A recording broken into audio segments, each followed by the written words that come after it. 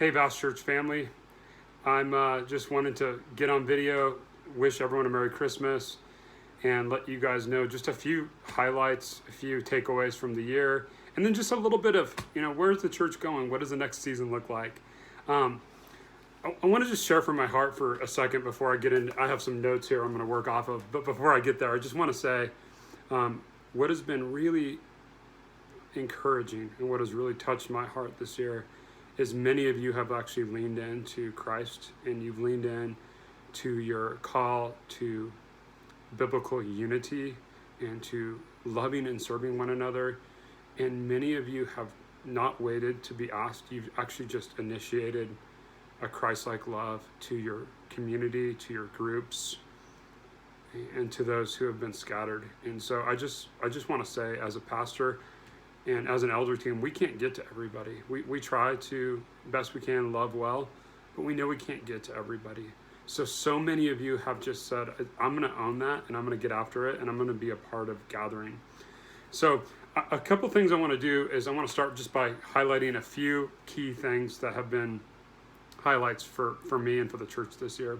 The first thing I want to say is the home church communities have just been awesome to watch people step up. Whether it's McKibben and Mike Z and Camp Church, or Jim Horsley and his group, and what they've been able to do. Tim, Rob Kieran, and myself, that whole group that's meeting, Spencer and Andrew leading that group. So many good things going on. Our men's groups, our women's groups. So many people have said, even though it's a difficult year, I still can grow in Christ, and I can still be a part of community. And I might not be able to do exactly what we have done in the past, but I can do something. I can be a part of some sort of community. That is an encouraging thing for this local church pastor and for our elder team. Ken Purvis has been working at connecting with group leaders and trying to support, and that's been great to see Ken step into that role.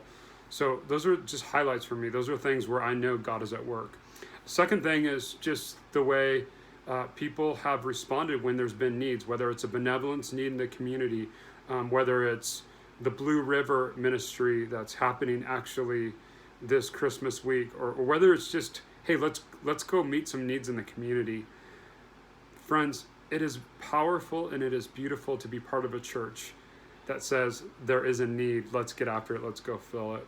One other highlight for me is watching Diane Weitzman. Diane is one of our leaders here in this church working with our women. And Diane decided, I'm not going to talk about prayer, I'm going to be about prayer. And so now there's a group of women that are meeting every Thursday, and they are laboring in prayer for the church. And I've said this now for over a year. I don't think the next great move of God is going to be human effort, human ingenuity. It's not going to be us coming up with a strategy that's really awesome. The next great move of God is going to be people who are radically dependent on Him through prayer. Second, 1 Peter chapter 1 says this. He says in verse 6, "In this you rejoice, though now for a little while, if necessary, you've been grieved by various trials." And friends, we've been grieved this year. We've lost a lot. Things have been canceled. Oh my gosh, the amount of disappointment almost feels, like it's coming faster than we can process it. We've been grieved by various trials, but here's why. So that the tested genuineness of your faith might be more precious than gold, though it perishes, though it's tested by fire, that it might be found to result in praise and glory and honor at the revelation of Jesus Christ. So that even the difficulties this year have a divine purpose. It is actually burning off the impurities. Jesus said in John 15, "Every tree that bears good fruit, I prune it so that it might bear more fruit." There has been a national pruning of the church. I think last I checked, it's about 50% of the church has been scattered, and they're nowhere to be found. And those of us that are left, we are to go find the lost sheep. We are to be about searching them, seeing them. One of the questions that's been asked that I wanted to address is, how hopeful are we? How worn out are we? What's the state of me as a leader, but also our team as a leadership team, whether that's elders or staff? I can't speak for everyone, but I would say we've had moments of incredible discouragement And God has used that in our leadership team to drive us to prayer. Every Tuesday morning over this past year, except maybe a couple, the elder team has met for 2 hours. And at least an hour of that has been prayer for God to meet us, to show us what to do, to give us wisdom. We don't know how to navigate all the complexities of this year, but God knows. We don't know what it looks like to be out of our existing place at the high school. What does 2021 look like? Where do we go? How do we do it? We don't know. God knows.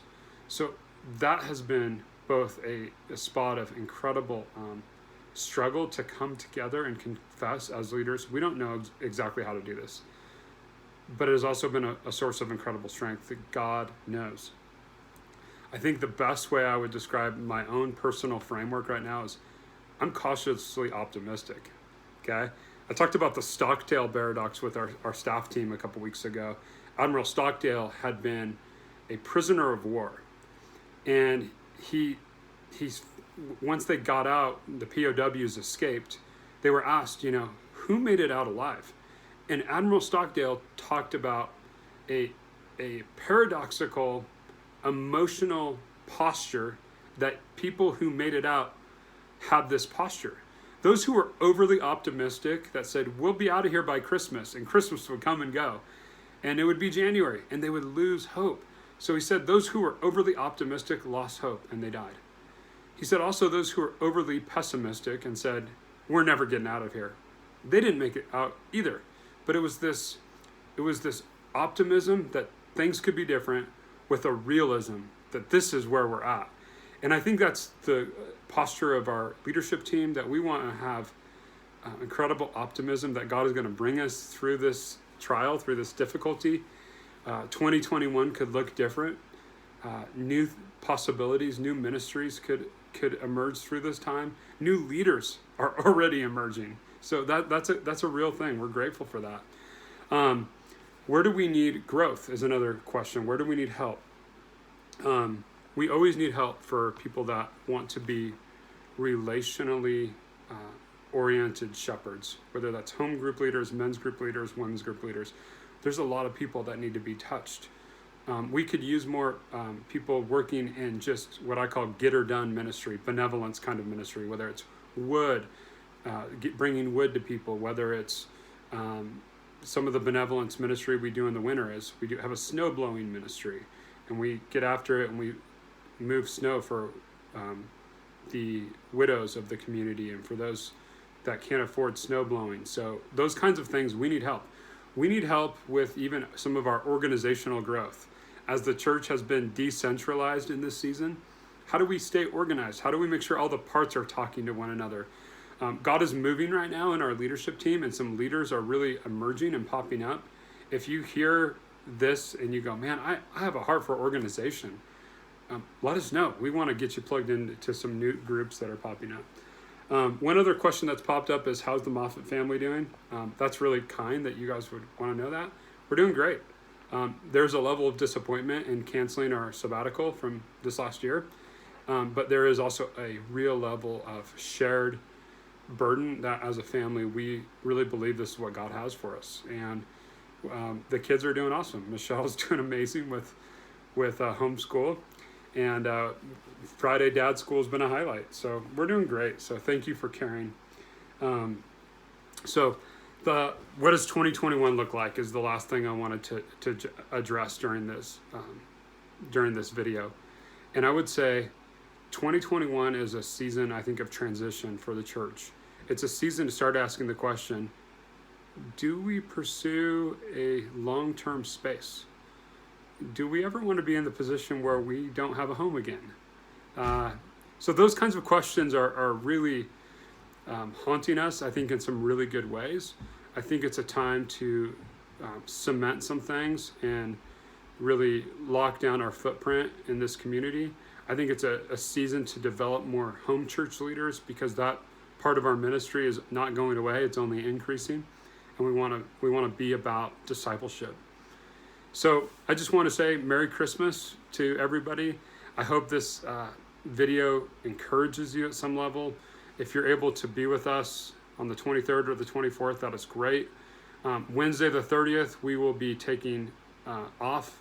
So we'll have a Sabbath week for the staff and for the team, a week of recovery for everybody. And then January, we're getting back after it in the book of Daniel. So God bless you, church. Thank you for your faithfulness. Thank you for your generosity.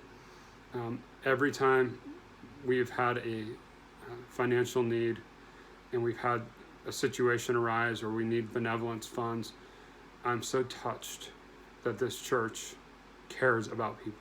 So may you be about Jesus during this Advent season. May you experience his intimacy. May you have a posture in your heart to receive this good news that produces great joy. God bless you guys. See ya.